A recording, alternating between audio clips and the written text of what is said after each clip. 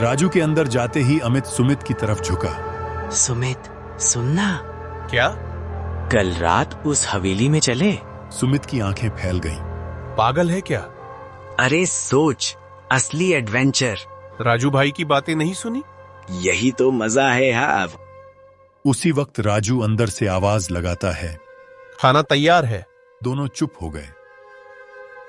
खाने के दौरान अमित ने फिर पूछा, राजू भाई, कल हमें कोई घूमने लायक जगह दिखा देना।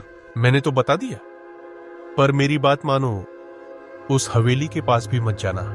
अगर गए तो वापस आना आपके हाथ में नहीं होगा। कमरे में एकदम सन्नाटा छा गया। सो जाइए, कल लंबा दिन है। दोनों कमरे में आ गए। लेटते वक्त अमित ने धीमे से कहा, कल चलते हैं। देखेंगे। बाहर अमावस की रात और गहरी होती जा रही थी और हवेली मानो कहीं दूर उनका इंतजार कर रही थी। दूसरी शाम ढल चुकी थी। आसमान पर हल्की सी लालिमा थी जो धीरे धीरे काले रंग में बदल रही थी। राजू घर के बाहर मोंटो साफ कर रहा था। अमित और सुमित अपने बैग कंधे पर लटकाए तैयार खड़े थे। दोनों तैयार हो ना? हाँ भैया, सब ले लिया है। राजू ने एक बार दोनों के चेहरे देखे। रात के लिए खाना मैंने बांध दिया है। इतनी तकलीफ करने की क्या जरूरत थी? अरे मेहमान हो तुम लोग। ऑटो स्टार्ट हुआ। इंजन की आवाज, शाम की खामोशी चीरती चली। राजू भाई, हाँ, आप सर पर हमेशा गमछा क्यों बांधते हो? आदत है, बिना इसके कुछ खाली खाली लगता है। अमित ने कुछ कहना चाहा, फिर चुप हो गया। थोड़ी देर बाद ओवांटो एक कच्चे रास्ते पर मुड़ गया। चारों तरफ घना जंगल था। हवा में अजीब सी सीलन थी।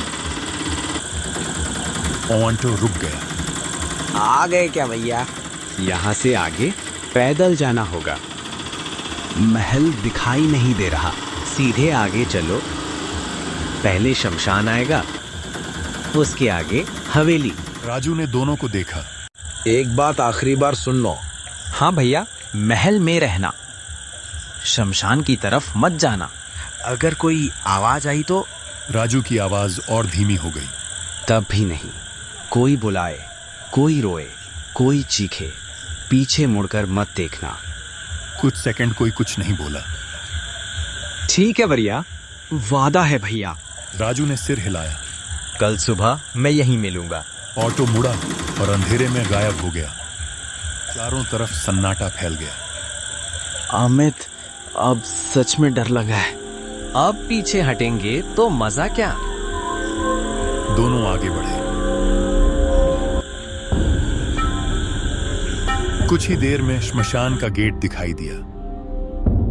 ये जगह बहुत गलत लग रही है, रुक मत।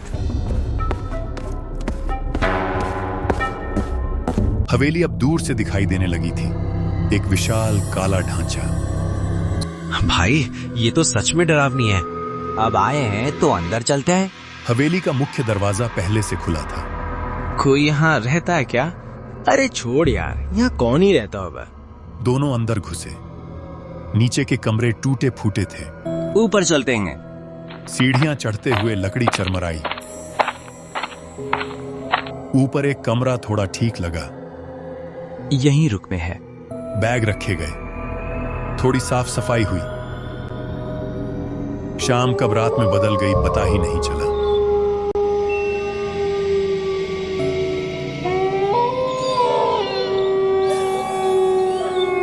भूख लग रही है, चल खा लेते हैं। खाना खाकर दोनों लेट गए। हमें हाबुल, अगर कुछ हुआ, कुछ नहीं होगा, सो जा। धीरे धीरे दोनों सो गए। रात के सन्नाटे में अचानक अजीब आवाज आई। अमित की नींद खुल गई। ये आवाज। सुमित गहरी नींद में था।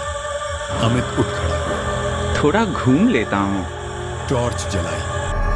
हवेली के गलियारों में चलते हुए अमित खुद से बड़बड़ाने लगा। डरने की कोई बात नहीं। तभी टॉर्च की रोशनी एक दीवार पर पड़ी। अमित ठिठक गया। ये यहाँ क्यों रखा है? दिल जोर जोर से धड़कने लगा।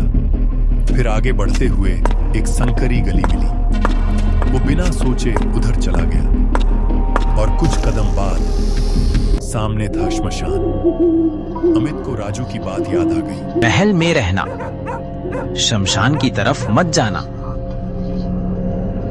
बस थोड़ा सा देखकर लौट जाता हूँ। तभी उसकी नजर एक सफेद आकृति पर पड़ी। कौन है वहाँ? अरे यार, गांव वालों ने डराने के लिए रखा होगा। जैसे ही वो सामने पहुंचा और चेहरा देखने लगा, चीख निकली और अमित वहीं बेहोश होकर जमीन पर गिर पड़ा। उसी पल ऊपर कमरे में सो रहा सुमित एक झटके में उठ बैठा। अमित? कमरा बिल्कुल शांत था, सिर्फ उसकी अपनी सांसों की आवाज।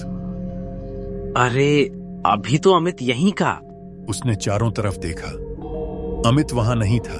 ये कहाँ चला गया?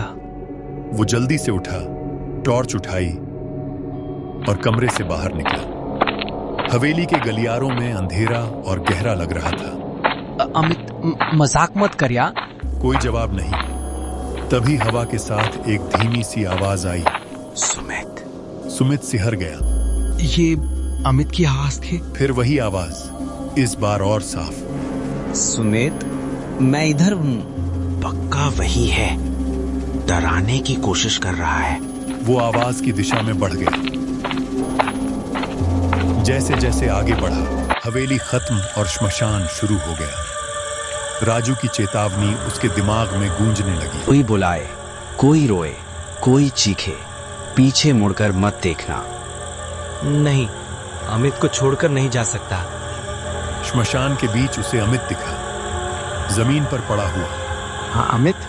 वो उसके पास पहुंचा और झुककर बोला, उठ यार। किसी ने पीछे से सुमित के कंधे पर हाथ रखा।